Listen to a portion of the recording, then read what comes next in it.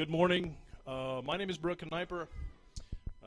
We'll talk about a bunch of different things here. The main gist of our meeting today and our presentation is to show you what's going on right now with our new construction, with another project with the Highland Park Lutheran Church over there, and where we're at right now and what we need to do to keep going. Some introductions before we get started. Like I said, I'm Brooke Kniper. Brett Lidscomb, Mr. and Mrs. Holland, Joe and Katie. I always get that mixed up, I'm sorry. David Gelamo is our architect over there, works for Metaform. He's the architect that we've hired, and Mr. Bob Schrader, our coordinator here at the church. Kaylee Miller, right back over there. She's given us a bunch of information on real estate type stuff. And Ken Folis, way back on the back over there, who we didn't have the first time we presented this earlier, but he helps us out quite a bit over here. So what we'll do is we're going to give you a little bit of history, where we're at, what we're doing, and then we'll go into it and see how it's going. We're going to try to do all questions and stuff towards the end, and so please, we're not going to try it just so we can get through all of the presentations. We'll probably answer all of your questions so that we can continue with the presentations and get us out of here before 3 o'clock, hopefully. Second slide, please. So we moved here into this building in January of 1975, so we've been here a while. This building was here before, so it's older than that. I started attending here regularly in 2003 when I moved up to Round Rock, Texas and started working. So for the last long time I've been here coming. About 2008, Father Zigrang, through the Pryor and Dickinson, tasked me with trying to find a new church. So I've been looking for new buildings and stuff since 2008 to try to find a place for us to go. So it's not something this is new for us. This is something we've been working. But at the time, the prior, who's in charge of all of what we do, gave me these restrictions. I have to find an existing structure. I have to find a structure that's inside the loop. That's the 410 loop, not the 1604. He also said that I have to have at least what we already have, which is a hall, classrooms, a rectory, and a chapel that seats at least twice what we seat inside there already. Those were the requirements that he put on. And he gave me $1 million budget to do that. So I don't know how many of you guys are here from San Antonio but know what real estate prices are. But that's why we're not in a new building since 2008, because those are few and far between. And the ones that I did find were in such a state of disrepair that it was going to cost us way more money to try to renovate those to put them into use for us. I did find several. I actually had the district superior, Father Wegner at the time, who flew in, came, and we toured 3 different facilities here in San Antonio, and none of them met the requirements that he was looking for. It was not going to be in our best interest to do those. So all of those went away. So we continued to look. Our prior changed in about 2020 to Father Purdy. Father Purdy is our current prior, and he came in with some new restrictions and ideas. He says, I don't want to go with somebody else's problem. Let's go find a piece of land. Let's go outside the loop, and let's go build something new. And within 6 months, we've had the church property. So after he came in. So we've had the church property for a while. Next slide, please. Since that time, a great deal of work's been done. It took over a year for Father pleading with our case, the higher-ups for the Society of St. Pius X, to be able to move forward with our projects. They said we had to build $5 million buildings. They said we had to go and do this and that and the other, and kept having questions and all this kinds of stuff. And Father Purdy kept telling them, we don't need that. We don't need to do this, but we need a new building. So Father Purdy worked hard for us. At Metzinger in Switzerland, they have a meeting once a month where they meet. And they make decisions about how things are going to be appropriated, what directions we're going to move. So Father put us on the schedule. Father Purdy did. They went to them. They had the meeting. They kick back questions to us.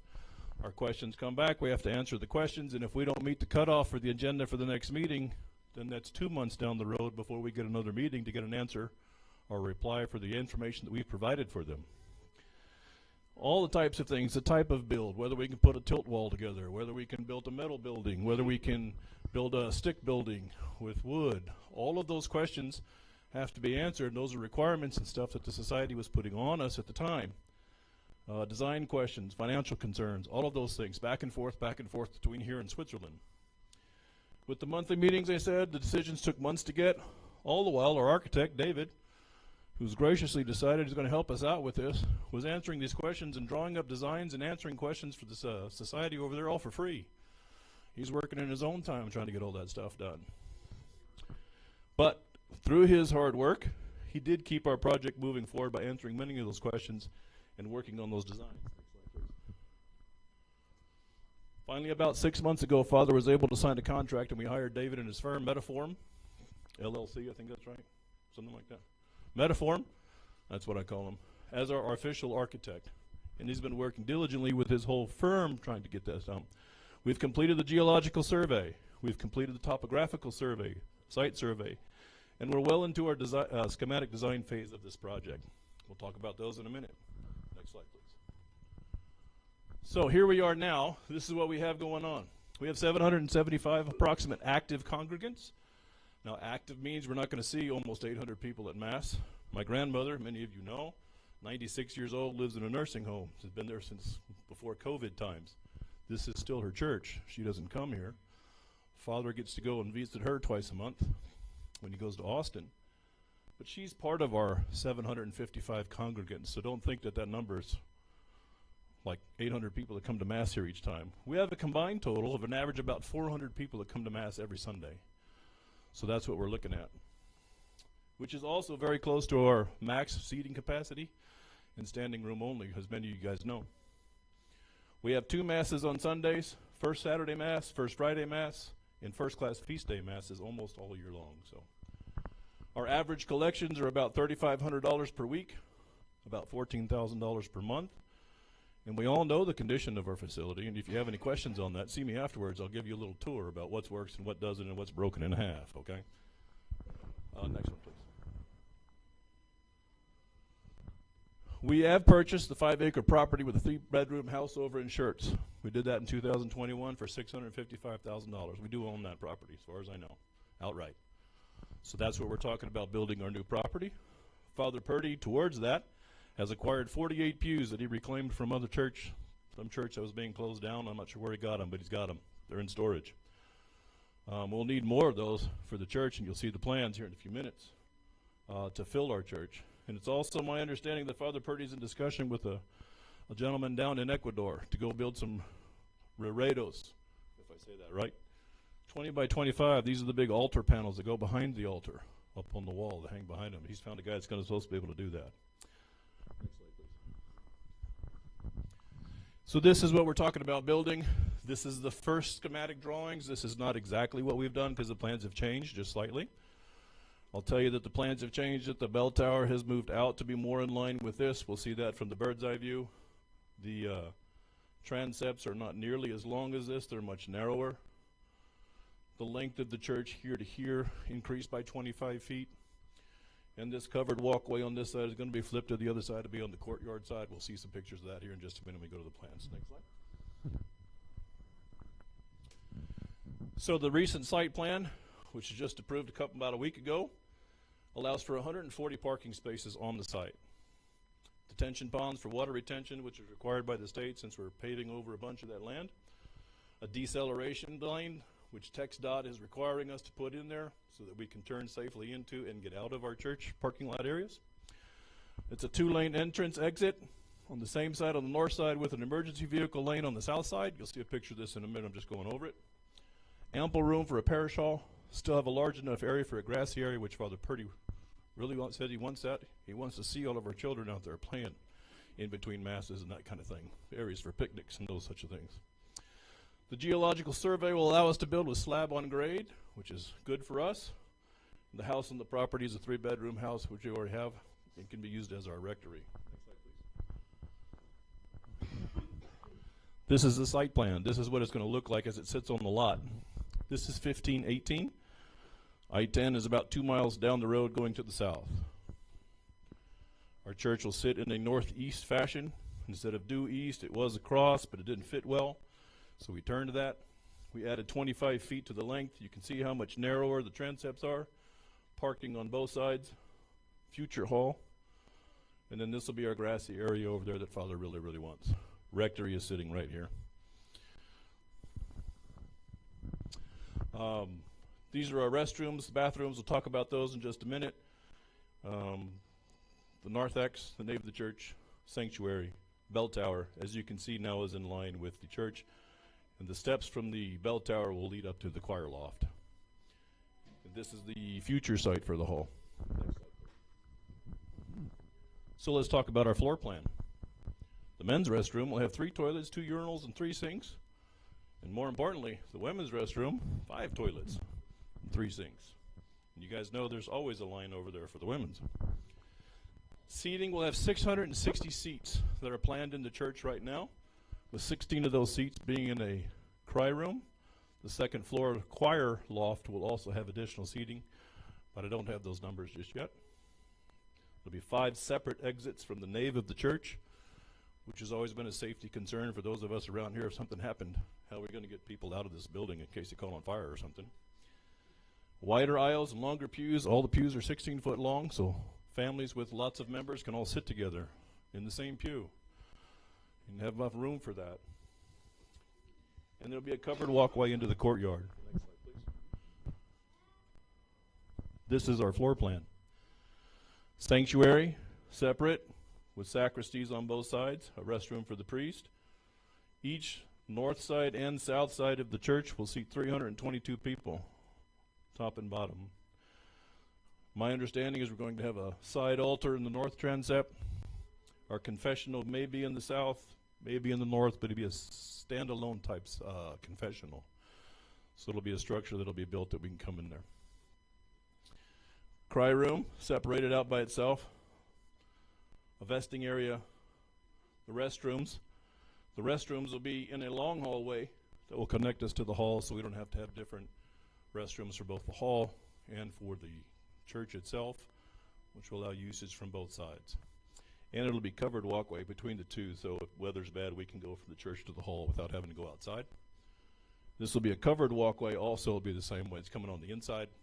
And once the hall gets built, up here on the top, I have almost an enclosed courtyard up in there, and the big grassy area over here. Rectory is on that side. The choir loft will take over the second floor of this one, this area here, with the stairs and the bell tower leading to that. Next slide. This is what it should look like from the front. This isn't a walkway on this side, but just design to make it look such. And we don't have color schemes. We don't have what it's going to be finished with, brick or stucco, or how we're going to do that. We haven't made those decisions yet. And then the bell tower with the rose window. And this is the hall, which will be there coming up next. Next slide, please. This is the first version of the bird's eye view. So there's several things that have changed from this view into the floor plan that I just showed you. One of them, as you can see, the bell tower will be moved out, and the roof line will extend all the way to the facade on both sides. Gives us more room for the choir loft. 25 feet was added between here and here, and the transepts here are wider than they will be actually. They'll be much narrower on the transepts, about half that distance. These cutouts here, Father Purdy said we will keep. He wants windows up there so we can get natural light to come into the sanctuary area. He wants that. So that'll stay the same. Yes, sir. Why the changes from the previous plan to this plan? Is that with economics? We can seat more people. Okay, cool. This is the biggest change. Yeah. Because I saw the original plan and it's like, oh, different. Yes, it is different from what we had, but more seating will go into this church here. The question was why the changes, and those are the changes. The changes are coming with conversations from Father Purdy and the society and with us that's going on down here. So, next slide. These are elevations. Now understand that the bell tower is going to be on the other side, so we're just looking at elevations here. 55 feet to the top of the cross on our bell tower. To the top of the facade, 38 feet 10 inches. The roof structure of the narthex will be 25 feet. The second floor finish will be at 14 feet. Of course, first floor is at 0, so 14 foot, and then inside the church itself will have 25-foot ceilings. Go ahead. This is from the a posterior view showing what's happening on the altar in the sanctuary area. The altar structure, the roof over the altar, the ceiling will be at 22 feet. The sacristy will be about 12 feet. And then the altar floor finish is 1.5 feet up because of the steps and such. The 3 steps for the altar, the step to come up to the communion rail, those types of things. So, next slide. So here's our schedule, our timeline of what's happening. We're in the schematic design phase right now, which we're almost completed, should be done here by next week. The design development phase, which is not started but starts 1st of February, is the plan. Continues, this is where we finalize, and according, I think, to David was telling me, this is where we're drawing the pipes in, and we're drawing the electrical lines, and we're figuring out how the HVAC is going to go, and all of those types of things are getting put up. That comes in this design development phase. Once we have the floor plan and we know what our rooms are, we know how many we've got a seat, now we got to put all the stuff that's going to go in there. Fire suppression type stuff if we need those. Where we're going to put Eric over here. I didn't introduce, I apologize, for all of his PA and websites and all that kind of stuff. Where's all that going to go? That's what comes in this design development phase. And that should take about 2 months. After that, we go into this construction documents where they actually draw out what's going to happen. So we have to have the actual plans for those of us who are not blessed with construction intellect that I can give then to general contractors so that they can get accurate bids on what it's going to cost, and we can start getting bids, and that should be going out in September of this year. About a month or so to get the bids back in, get them decided, we'll select which bid we're going to go with. We should start construction, if all of everything's in line, by October of this year. And it should take us a year to build what we're looking at right there.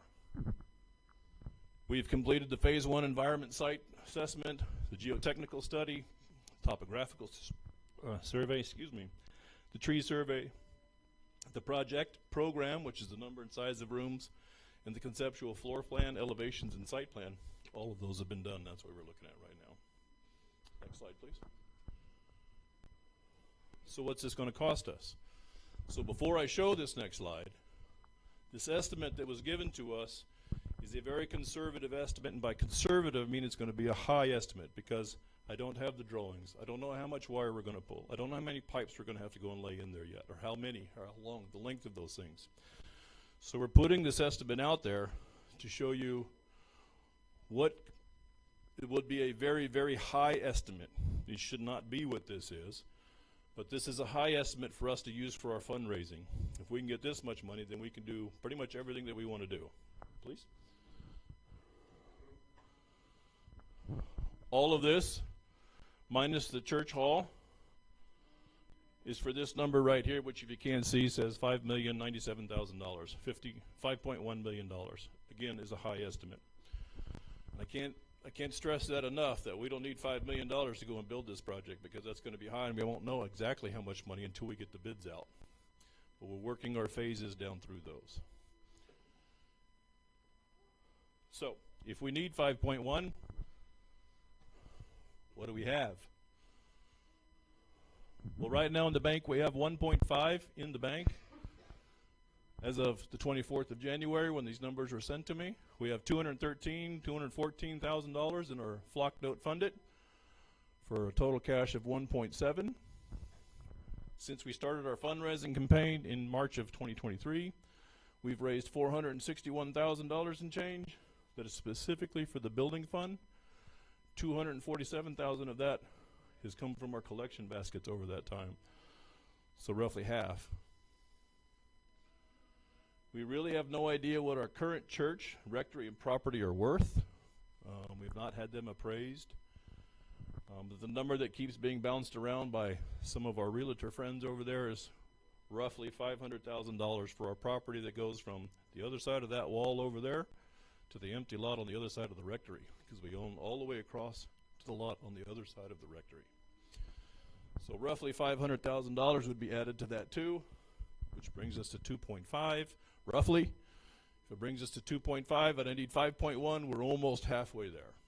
Almost halfway there if we sell this property and get that money, which we will eventually do no matter which option that we take.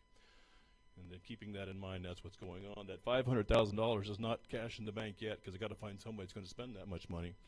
If anybody wants to buy this property for 2.4, I'll take 2.4 for it right now. So, next slide, please. So, what do we need to do now? I think we're going to low and talk about our Highland Park project. I'm sorry?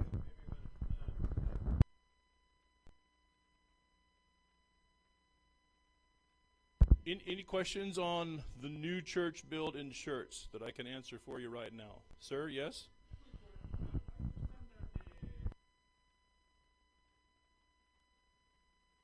The property has a house on it already, and the house is on a septic system, yes. One of the expenses, Dave, you want to take this? Yeah, there's no sewer to the property. I think the nearest manhole is like 1,000 feet away. But they are doing work along the highway, so we don't know. That's one of the things that we're going to have to figure out during the design phase, to see if we can put a septic system for the church, or we had to connect to the city sewer. So. Sir.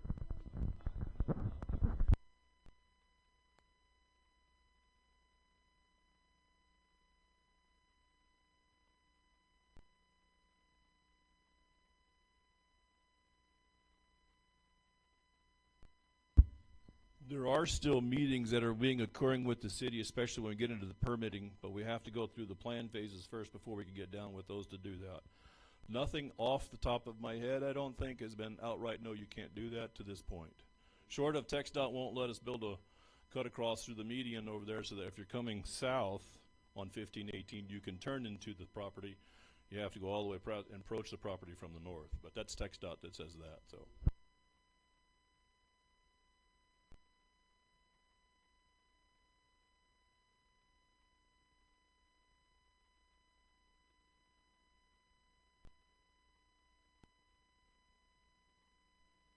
He says that we've had several meetings with the city of Schertz already about that, and we're trying to figure out how we're going to put the sewer to it, whether or not we can build a septic system on site that we can do those types of things. So we are in meetings with the city of Schertz about those things already.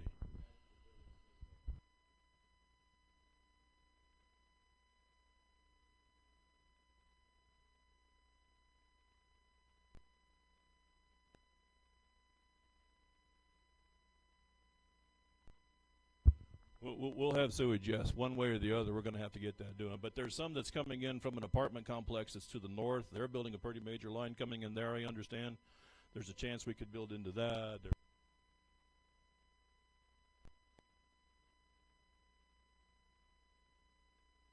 Not that I'm aware of. David? Well, anything is possible. I mean, we're dealing with the city, so there's always going to be hurdles that we have to, deal with. So, but we feel confident that it should go through pretty good.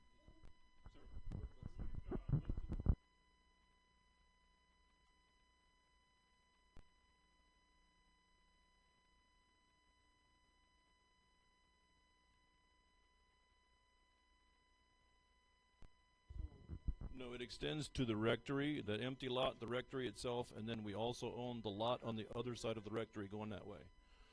So we own here almost half the block, or better than half the block, almost 2/3 of the block going that way. So.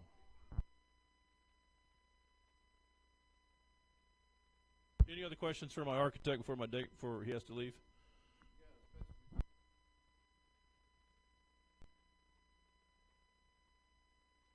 We'll talk about that in just a second once he gives his presentation.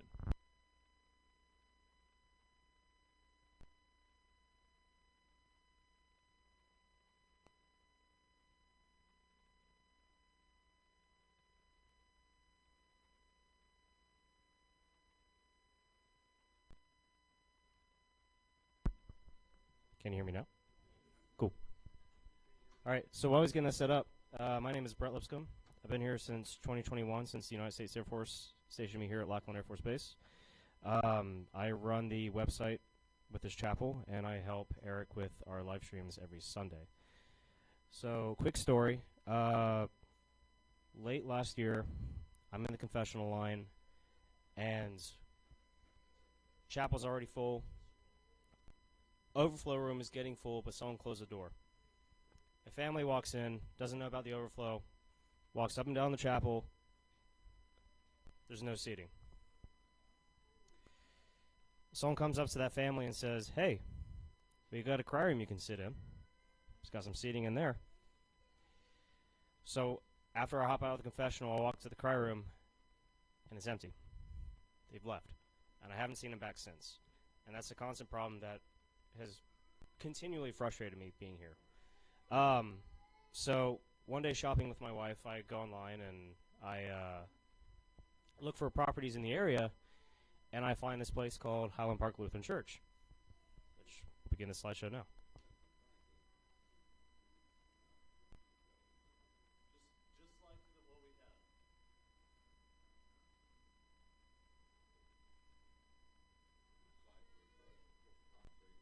All right. So, located at 705 Hammond Avenue, it's on the market for $1.9 million. In conversations with them about, and not to give a sneak peek later about like potentially leasing this place, they give us a verbal offer to bring it down to $1.2 million. And it was built on June 3rd, 1951, so about 70 years old. Next slide.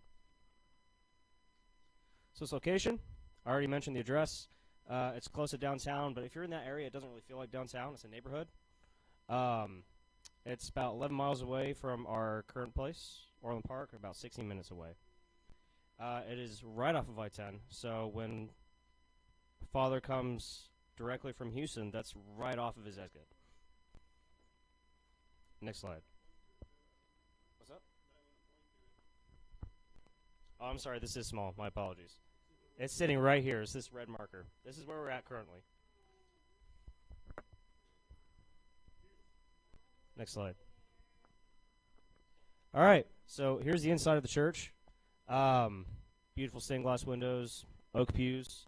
Some conveyances that would come along with this church if it were purchased would be a marble high altar, marble altar rails, marble baptismal font, and a marble statue of Jesus made from Italy.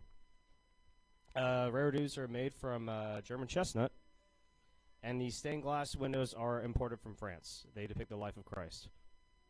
Next slide, please. And from here on out, it's really just going to be less of me talking and more just pictures of the place. So here's the inside of the church again with the stained glass windows highlighted.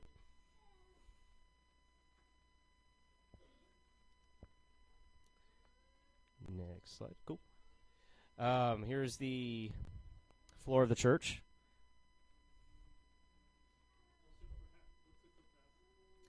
Well, we'll save questions for the end, but around about 500 people.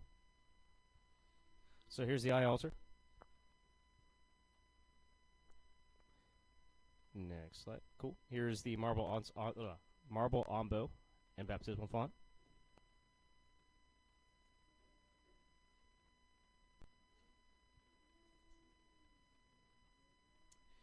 And here are some mosaics of the four evangelists on the marble altar rail. In Latin, of course. So, a couple missing items. The church no longer has a pipe organ. They sold that to make money. Now they have an electric organ that is hooked up. They do not have a confessional or Stations of the Cross. So, here's the cry room. And looking out, this is a direct view of the altar. This is a one-way window. You can see out, but people can't see in. There's more stained glass. There's more stained glass in there. Next slide. Here's a narthex.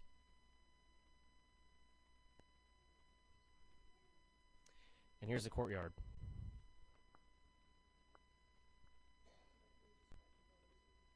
Oh yeah. So if you go back to the previous slide. Down.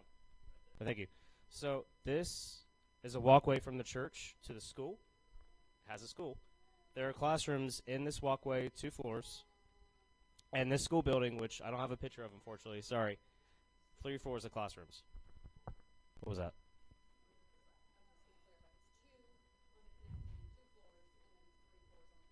Yes.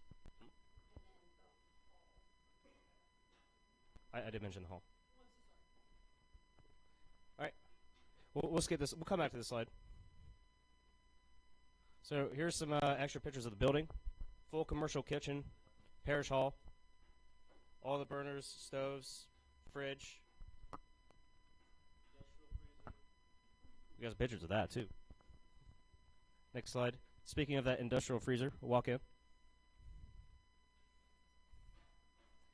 Next slide. Here's some conference rooms. Slide. This is where the altar servers vest up.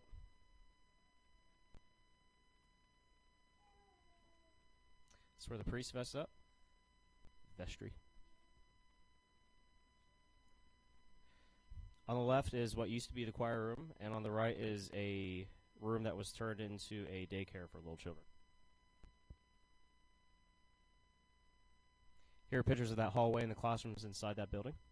This is not the school building itself. This is between the church and the school.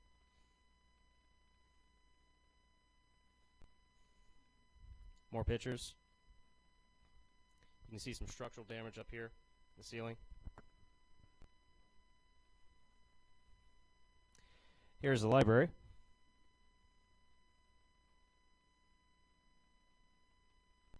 And here's some more larger rooms in the school building.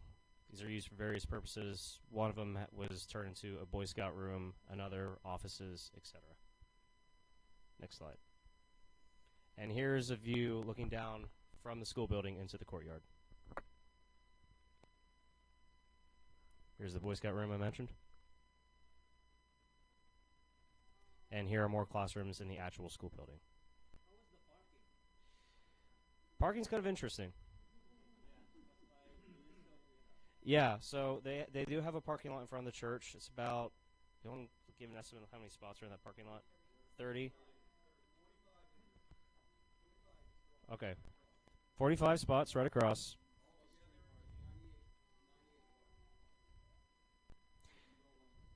Right. There's parking on the road as well, so there would have to be street parking. They used to have a contract, verbal agreement with the school that was across the street, shut down, so it's gated off.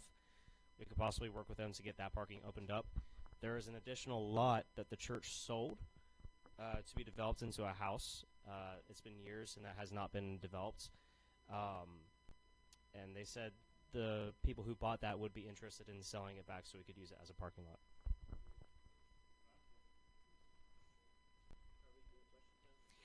Well, right. I'll move it on to Joe Holland. Thank you all. Hold on. Let's keep the questions until the end, because I know we have folks who are probably short on time and they need to get going. So some questions may be answered in these next slides here. exactly. So essentially what we're looking to do is Yeah. So you guys can hear me, right? Awesome. So essentially, we've seen kind of two options. Just like I tell my kids, you can't have your cake and eat it too. They seem like divergent options somewhat, but yeah, we've been brainstorming a little bit, and we came up with kind of 4 different permutations we could go with in terms of moving forward. So I'll run through those, and then we can discuss and talk about the next steps at the end. So option 1, this would be essentially pretending that Highland Park doesn't exist and pursuing the new church building in Schertz. The pros of that, and there might be some things that we've left off the list, but what we identified was, we've already invested in it. It is a new build. It's the option that the society at this moment in time wants to move forward with. It's prior supported. The prior in Dickinson is essentially leading the design of that. It has an existing rectory. Has plans for a lot of parking and rural location. The cons is that it's considerable amount of time down the road to be in that. Also the cost, looking anywhere between $4 to $5 million. Also, that $4 to $5 million would only get us a church and not a hall or classrooms or anything else. And then also con, just like it could be a pro, like the location could be out of the way for some. Yep. So let's go to the next option, please. So option 2, this would be kind of pretending that cutting ties with Schertz and pursuing Highland Park.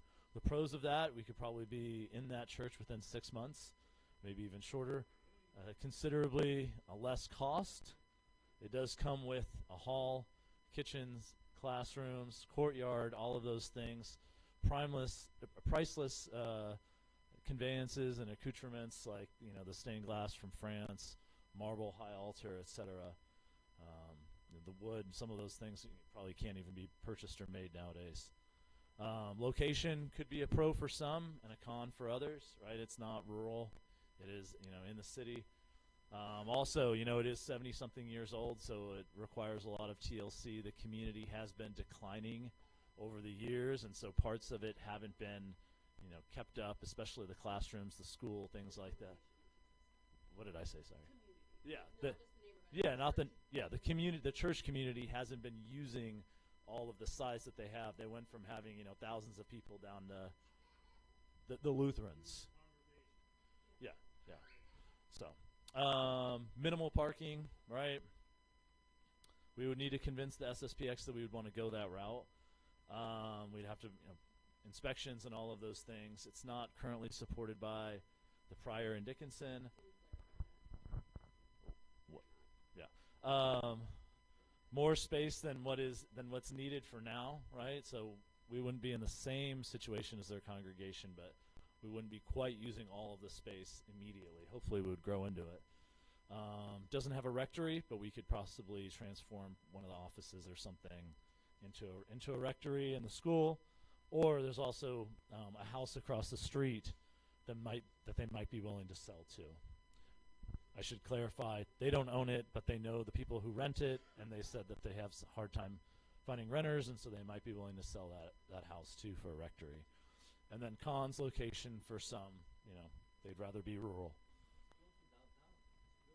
Yeah. All right, next option, please. Sorry. Yeah, I'll be honest, I'm not sure. So option 3. So these are the last two options are kind of hybrid options of the first two. Option 3 is to sell Orland Park, where we're at right now. Lease Highland Park is a temporary option. It's kind of a stopgap measure, and then continue to pursue Schertz until it's built. The pros of this are we eliminate the cost of taxes, insurance, keeping the lights on here. We resolve the space problem faster. If our community can grow, we can bring in more donations. More donations mean probably a faster timeline for Schertz. We don't have the responsibility to renovate or keep up Highland Park. And, hopefully this temporary move would inspire folks to get into Schertz even faster. We do have a lawyer in Dickinson who's a parishioner there who said he would be willing to help us navigate the whole lease possibility. We're not even sure that they're willing to lease it. We've heard that they would prefer to sell, but it might be a possibility to lease it. But we haven't made any formal requests for that yet. If we did that, we would lose the rectory here, although there is still the Schertz house that a priest could stay in temporarily. And then if they do sell it while we're leasing it, or depending on how that goes through, we would have no fallback location, and we would have to find some other place to have mass temporarily until Schertz is finished. Option 4. Option 4 is to keep the current church, Orland Park, to lease Highland Park, and to continue on with Schertz. So this is kind of having your cake and eating it too. Arguably also my least favorite option because I think it stresses us in many different ways. Pros is that we do have the security of Orland Park in case Highland Park is sold. We can keep the rectory. The cons is that it would kind of weaken and possibly split our congregation. If there are events happening here, events happening at the Lutheran Church, I could see it kind of getting almost like a divided community. What we mean is, in case Highland Park is sold, they have clarified that while they are willing to possibly entertain a lease option, they would want to keep it on the market available for sale. So if another congregation came and wanted to buy Highland Park, they're not going to prioritize keeping us happy on our lease. They would want us out. Oh, and okay, one other thing that I think should be said about cost. I think the society has made it clear that at each stage along the way, talking shirts, they want us to have money in hand for each one of those stages, right? So if we're looking at not only the difficulty of building shirts, we need to have the money in hand at each one of those stages too. So I think in the last 2 years we've raised $300,000, $400,000, but we would need to raise a 2.5 million or whatever the amount is to fill that gap as we progress with shirts. So does that make sense? Potentially. So, all right. So those are the 4 options. I'm sure there are other kind of permutations of those that we didn't touch on. I think these are the main 4. We'll open it up to questions, but first, I just want to say we kind of set this up to be an info session for all of the parishioners here, right? Our goal is that we have another meeting after you guys go home, chew on these options, think about them, where we then also get more feedback, more questions, and try to get a consensus. Not that it would be binding for the society or anything, but just so that we could present to the society what the majority of parishioners here would like to do. Obviously, they can take our feedback and do with it what they will, but ultimately we want to, and we don't want to do that today. We want to take questions today, but we want to give folks time to think about it. So look for a follow-up meeting maybe 3 weeks down the road. Right, right. We'll also have a survey and a...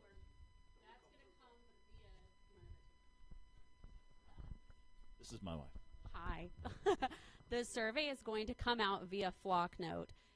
It's how you get emails about announcements and things about the church if you're not on that already. This is the QR code to get signed up. You can also find how to sign up for that on our website, which you can find through the society formally.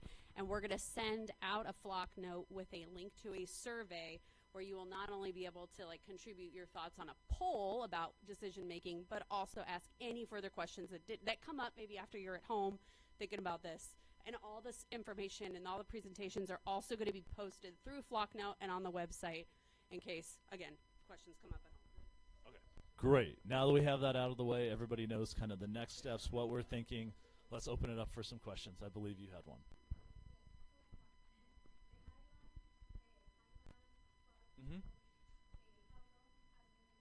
That's a great question. Kaylee, do we know how long it's been on the market? The question was, how long has Highland Park been on the real estate market, the Lutheran Church, the option 2?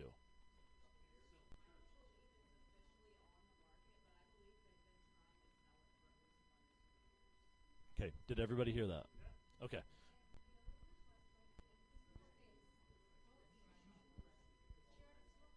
Yes.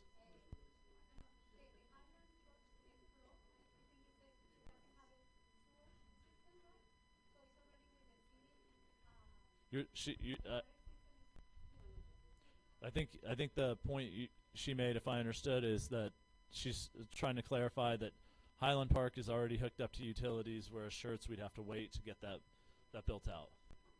Yes, sir. Do you know if Highland Park is owned by the congregation or by the Lutheran Church? By the congregation. Great question. Yes, in the back. Hold on one second.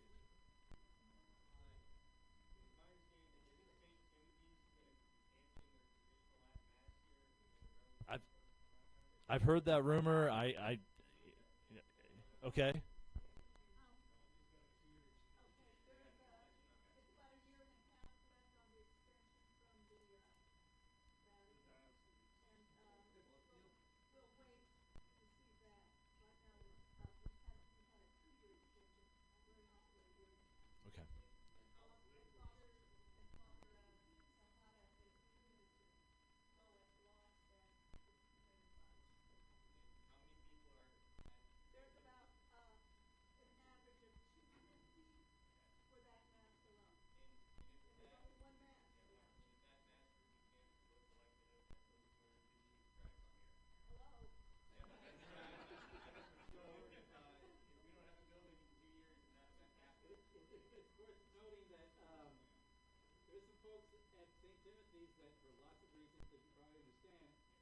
not come here.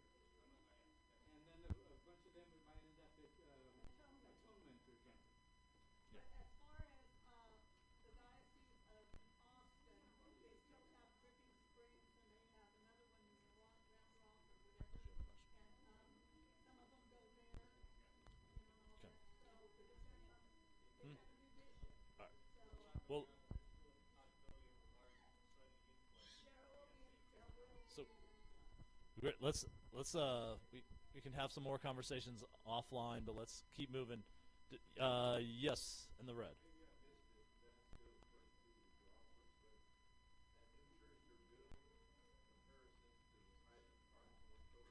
Yeah. I think the new church is a little bit bigger. I think maybe 150, 200 seats bigger. I think Highland Park is about 500, and they have a choir loft. Am I right on that? That includes the choir loft. So Highland Park is about 500. Yeah, as opposed to 650 or so. Both of them considerably bigger than what we have right now. You and I had talked about earlier in this, and you said that there's been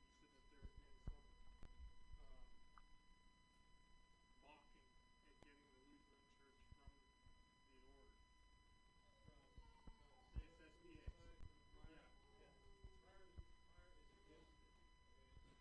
Yeah.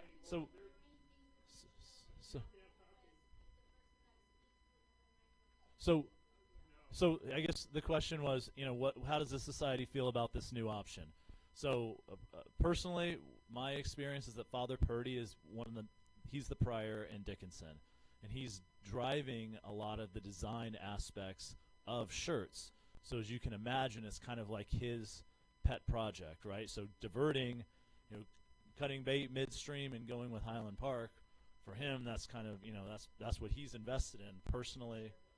Yeah, but we did meet with him, and we told him, gave him exactly the details that we know today. We don't know a lot about Highland Park. A lot of it's up in the air. Will they do this? Will they do that? We don't know all the answers, but we at least laid out what we do know. And he said he's not opposed to us. He's not opposed to us going ahead with pursuing it as an option. He was very clear in sharing his strong opinion. He thinks it's a terrible idea. But He doesn't think Highland Park is beautiful, for one, which I don't understand. But he's passionate about the potential of shirts, and he's invested a lot in it. But He's unsure about his 50, 70-year-old building. We don't know. yeah, I mean that's true. But it was a big deal to us that he was willing to let us. At least theoretically pursue it. We said, could we have your blessing to do inspections? And he said yes. So he hasn't turned about, and he also said that he will put his personal opinions aside if he wants. If it's our decision that this is what we're going to do and we're going to go away from shirts, he said he will put his personal opinions aside and he will present that to the society. Whether or not the society will accept that project or not, he couldn't tell us. But he would present it to the society. It's not like he's not going to let it go to Switzerland if it needs to go to Switzerland. So, correct. That's correct. Yeah. Our goal, right, like I said in the beginning, is that we want to get a consensus for the community and what we all want. Obviously, I don't think, like in life, everybody's going to be on the same page. But as much as we can, we don't know. The society doesn't know what we want as a community, as a congregation. So that's the point of this, to present the options, to let you guys think about it, and then to give that feedback to the society so that we can hone, the next steps. Because I think right now there's a lot of unknowns. There's a lot of kind of, different energies being spent, and we want to unify that. Yes. As far as Father Purdy's, there's another reason that Father Purdy, or maybe two more. One, he's looking down in the long run, right? And the society and their missions are trying to build communities, right? So I guess St. Mary's, and basically the whole town of St. Mary's is society, But if we build out, he wanted to put something out in a rural area so that we could build a community around the church. And of course, anybody that's been out there can see they're building hundreds of houses out there all around that area. So that is one of his reasons. He thinks we're making a mistake buying an old church that we'll have to, spend a lot of money on to keep it up. And the other, I guess that was it, really. But, you know, he's just looking at the long run, thinking that we're making a mistake. That's it. Okay. Yes. Next question. Oh, sorry. Right here. We'll get 1 second. This building and the church, how much longer can we get life out of these buildings before they just fall in on us? I mean, how bad are they? I can't answer that question at all. Because I know that there's cracks and there's gaps and you can see outside from inside in places, and I just wonder how much longer can we stretch this until we raise that $5 million, or this building's not going to wait that? That's a great point, but I don't know if any of us know the answer to that question. But it's a good question. We're go with you. Both locations, 20 to 30 minutes. I think Highland Park is closer than Schertz. I think Schertz is 30 minutes, so maybe 30 versus 20. Highland Park 20, Schertz 30 minutes, approximately. Let's go with you. An option towards the main roadblock that Which with Highland Park? Highland Park, I would say we don't have the backing of the society 100% at this point. Obviously, given the limitations that Katie said, and then the age and condition of the building. So when I say condition of the building, we know there are things wrong with it. Parts of it haven't been used in 70 years. It has asbestos, just like this building does. It would arguably require $500,000 of necessary repairs and upgrades. And just to be clear, we're pulling that $500,000 just out of, yes.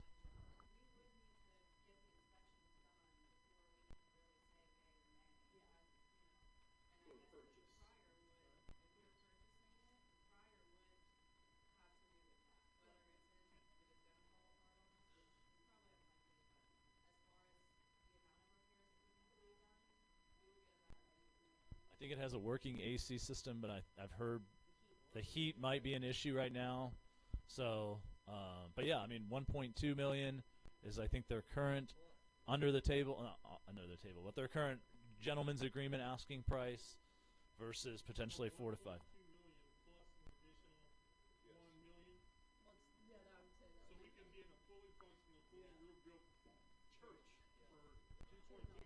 That's exactly the point of this meeting, right? So, yeah, I think great point by Rick. Yes. Well,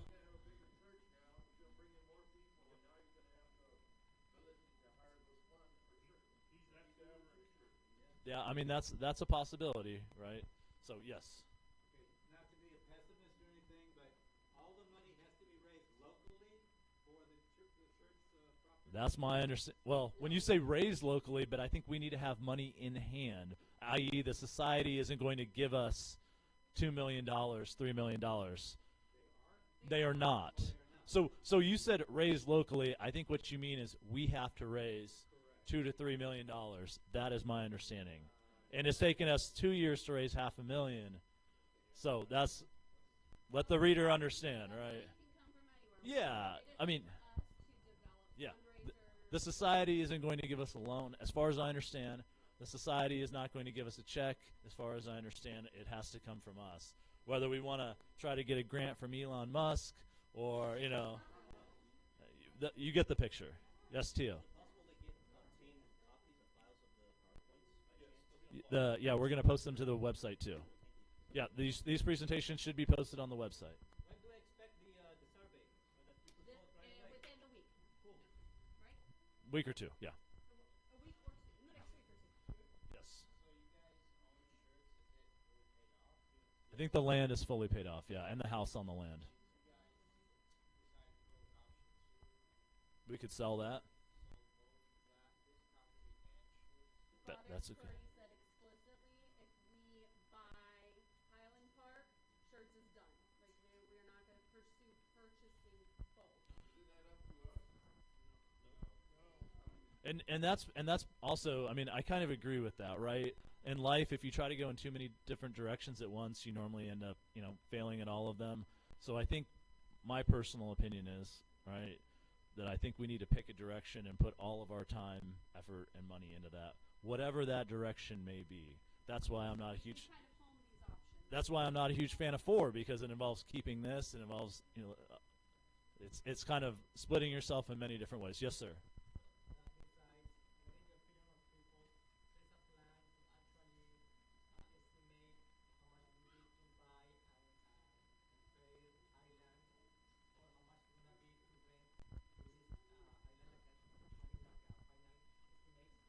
Yeah, great question. He said, so like, when will we know kind of what it would take to fix up Highland Park? When will we know about the lease situation? We haven't really even pursued those that much at this point because of the efforts involved with shirts, because the society is saying right now that they prefer shirts. So I think it's a great question. I think once maybe we get the consensus of the community, right? I mean, there's so many unknowns, right? And your question is totally valid. But I think first we need to get the consensus, decide whether we do want to actually even spend the money on the inspections, right? Because it could be $5,000. I mean, I don't know. Kaylee, you're a realtor. How much do you think the inspections would cost? So, a few grand. So we would have to take some of our hard saved money, hard donated money from y'all, and spend that, on something that may not even turn out. So that's, like I said, what the whole point of these meetings are. Or we could get them for free. We also asked them to outright give us the church as an active Christian charity, and they declined. I mean, it was worth a shot. I mean, Ken. Sorry. I don't. We do? Rick is an inspector.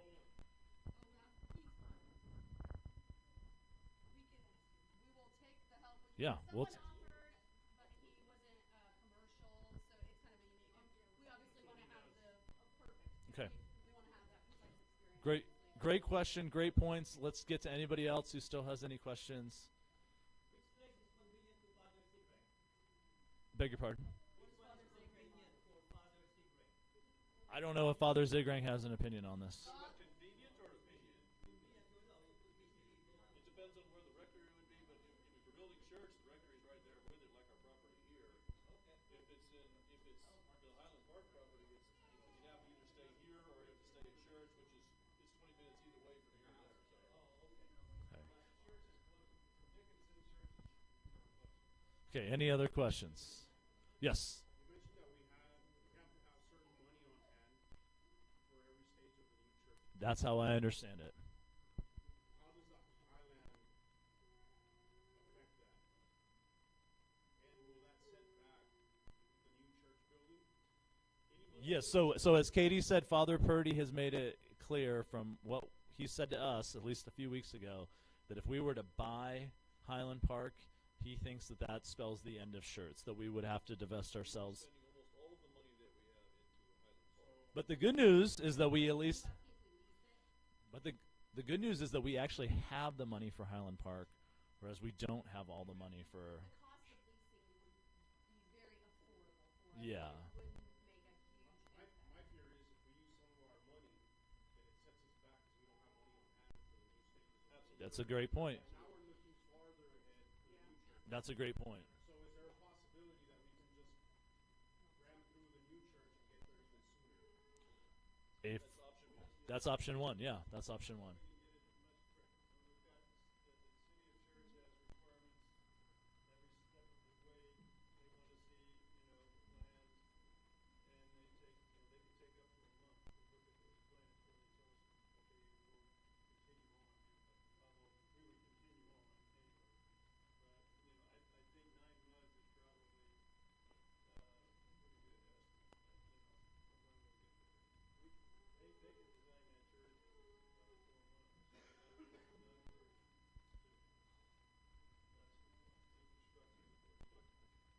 Yes, Azalea.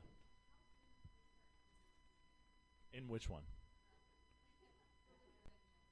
In Highland? Roughly, I would say if we made a decision today and that's where we're moving forward and going, if they decide they're going to let us lease, I think it would still take us for approvals and everything for us to move the mass to there, roughly 6 months, plus or minus. What happened to it? What happens if we decide to go to the Highland Park? It belongs to society, so society can decide whether they're going to sell it or whether they're going to keep it and build on it. It's what they want to do with it. But from what Father Purdy has said, it sounds like he would probably sell it. Probably sell it. You say that they recoup the cost to this congregation? That's a great question. Don't know the answer to that. I think it would. I think it was our money was. Bob says he thinks the cost, the proceeds of selling shirts would come back to us. But we can't depend on that to have those funds. We got to get to Highland Park ourselves first before they would sell shirts. What's the ROI? Have you done an ROI comparison? We have not return on investment. No, too early. I mean, as it stands, from what I've heard, they've like a gentleman's agreement. They've said they'd take 1.2. We have 1.7 in the bank. So, and that's without selling this. That's without selling shirts. Sounds like we would be able to afford it.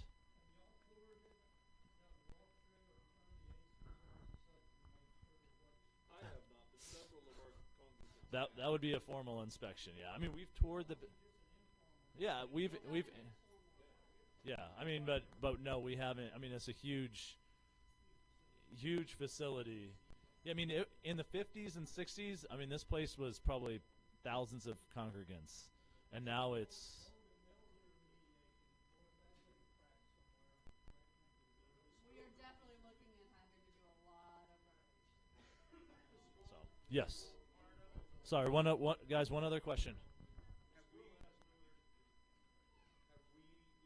into possibly having a third mass at this location to solve a lot of our issues? A third mass here, like without doing any of these other possibilities. That's a Father Zagrein question. He travels every week.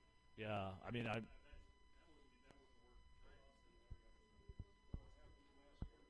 Okay. No, man, it's 30 days a year. Any other questions about Highland Park or shirts?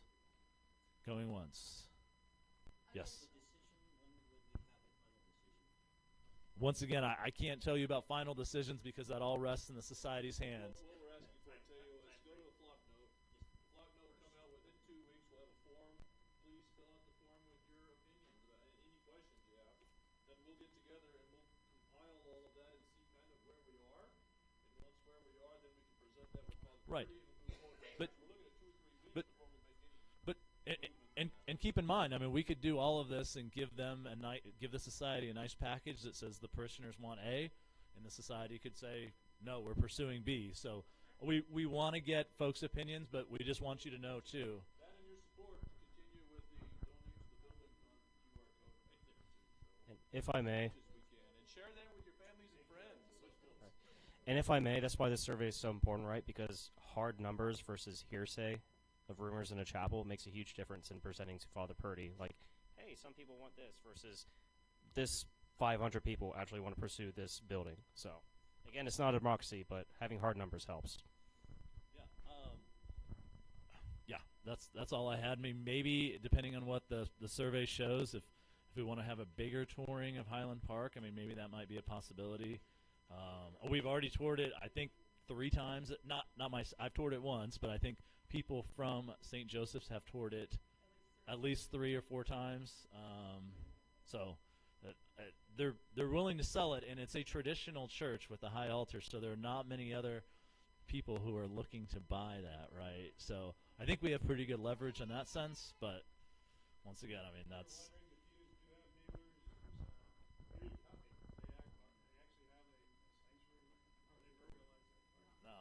it's in pretty good. The church itself is in good shape. Yeah, it's more of the hall and the school buildings that are, you know.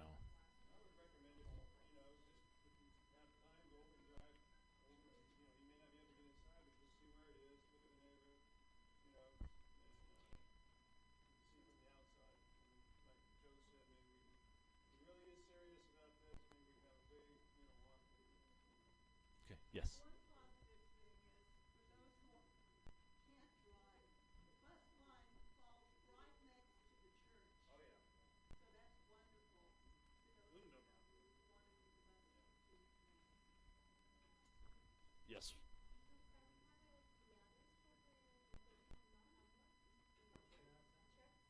Can we have the what? Sorry. Oh, the address and shirts. Yes. Ken, where's your address?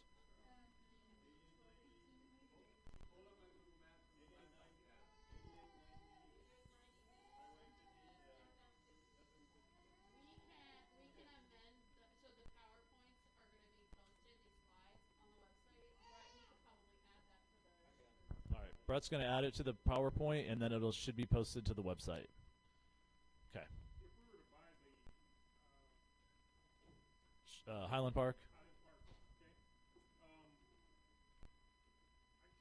everything about the ROIs and everything else, but religiously, how much would it be to consecrate that building? I asked Father to take Randy's in this speaker class. He probably wouldn't do a consecration. Rafita Chaley just came up over there, talks about consecrations over there. Is that right? Let's read that up. It's pretty interesting what it says about that. I know it's pretty big deal. Yes. We would like to do, we would want to do that at some point, you know, like we did at St. Paul's. St. Paul, but just, I mean, that church for years, we just never Pretty concentrated. we wanted to get Yes, Marisha.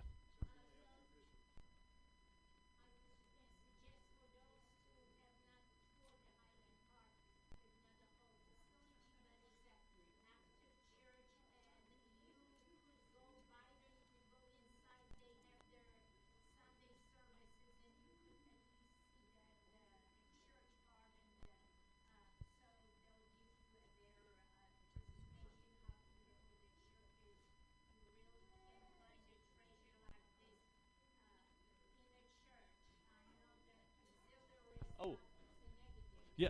So, and that's a great point, Marisha. You made me think of this. One of the other reasons that Father Purdy likes shirts more than Highland Park comes down to the architecture. So he believes Highland Park is more of like a European style church, not a mission style church in terms of its design. Father Purdy thinks that the mission style design of shirts would be more suited to the Hispanic demographic in San Antonio as opposed to German-ish style of the Lutheran Highland Park. So for me, I find beauty in both. Both their great designs. But I like hot dogs. I like hamburgers. Yeah, David Jalomo just told me that he took up, Father Purdy said, hey, why don't you come down to Quito with me and take a look at the church down there, because that's what he has in the back of his head for, the Reredos, So he's going to go down there with him. So, that was the second one I was trying to think of. He says this is going to be a beautiful church, So, and don't, if you go and visit, while they're having services there, don't be afraid to tell them who you are or where you're coming from, because they know, that we're, and this shows, that we're still interested, if you happen to see something. All right. Pray.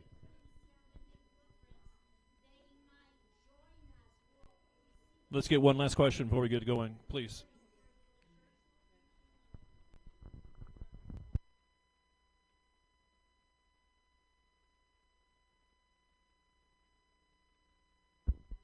The easy answer for me is I'm on the building committee, not the fundraising committee. So I don't.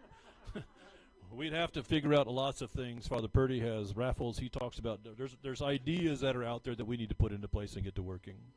So it's realistic, but it's maybe not on the timeline, but it is realistic for us to be able to do it. Thank you all. God bless. Look for the Flock Note survey, and please do that. Please do that, and please donate to the building fund.